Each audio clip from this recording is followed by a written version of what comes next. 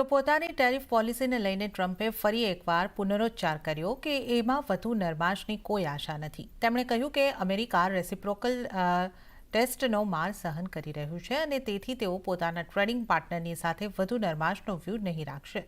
જો કે તેમણે કેટલાક સંકેતો આપ્યા કે કેટલાક ભાગીદારો સાથે થોડી નમ્રતા દેખાડી શકાય છે. ટ્રમ્પે સંકેત આપ્યા હતા કે રેસિપ્રોકલ ટેસ્ટ કેટલાક દેશો માટે ખૂબ મુશ્કેલ હશે. All we're going to do, it's reciprocal. We're just going to be reciprocal. In fact, I'll probably be more lenient than reciprocal, because if I was reciprocal, that would be very tough for people. But we've been ripped off as a country like no country has ever been ripped off before. તો Bharat America સાથે દ્વિપક્ષીય વેપાર કરાર દરમિયાન textile અને engineering goods સહિત ઘણા labour incentive sector માટે રાહતની માંગ કરી શકે છે. સૂત્રોના જણાવ્યા અનુસાર ઇમ્પોર્ટ ડ્યુટીમાં ભારે ઘટાડાના બદલામાં ટ્રમ્પનો રેસિપ્રોકલ ટેરિફને મુલતવી રાખવા ઉપરાંત એક્સપોર્ટરો માટે વધુ સુવિધાઓ પણ વાટાઘાટના ટેબલ ઉપર એજન્ડામાં હોઈ શકે છે. આજથી બંને દેશોના વેપારી પ્રતિનિધિમંડળ દિલ્હીમાં ચર્ચાના પ્રથમ રાઉન્ડનું આયોજન કરી રહ્યા છે. समाचार की विगत लईए संवाददाता आलोक प्रियदर्शी पास थी. आलोक जी, इस बैठक में किन किन मुद्दों पर चर्चा हो सकती है?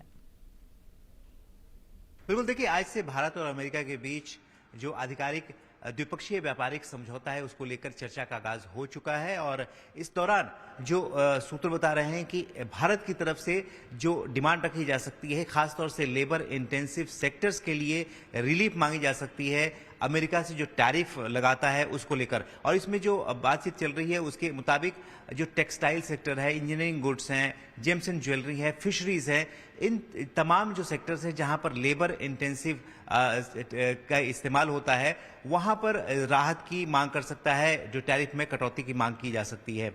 दूसरी तरफ से जो यूएस की तरफ से जो ये कही जा रही है कि भारत इंपोर्ट ड्यूटी में कटौती कर सकता है। खबरें आ रही थी कि 55% इंपोर्ट ड्यूटी में कटौती हो सकती है। लिहाजा इस कटौती के एवज में भी भारत चाहता है कि जो रेसिप्रोकल टैरिफ है जिसका लगने का ऐलान 2 अप्रैल से डोनाल्ड ट्रंप अमेरिका के राष्ट्रपति ने किया था, उसको टाला जाए। और हो सकता है कि बहुत हद तक संभव है कि रेसिप्रोकल टैरिफ जो है वो भारत के लिए इस बातचीत के बाद टल जाए, क्योंकि 1 अप्रैल तक जो अमेरिकी टीम है इस रेसिप्रोकल टैरिफ की इन्वेस्टिगेशन करके अपनी रिपोर्ट देगी, उसके बाद ही इसको किक ऑफ होना था। लेकिन ऐसे सूत्र बता रहे हैं कि जो रेसिप्रोकल टैरिफ की जो तलवार भारत के ऊपर लटकी हुई है वो कहीं ना कहीं टल सकती है। तो कुल मिलाकर जो बातचीत चल रही है इसमें यही सारी मुद्दों पर चर्चा चल रही है और खासतौर से जो एक्सपोर्ट भारत का सेक्टर है उसके लिए और ज्यादा सहूलियत, खासतौर से जो नॉन टैरिफ बैरियर्स है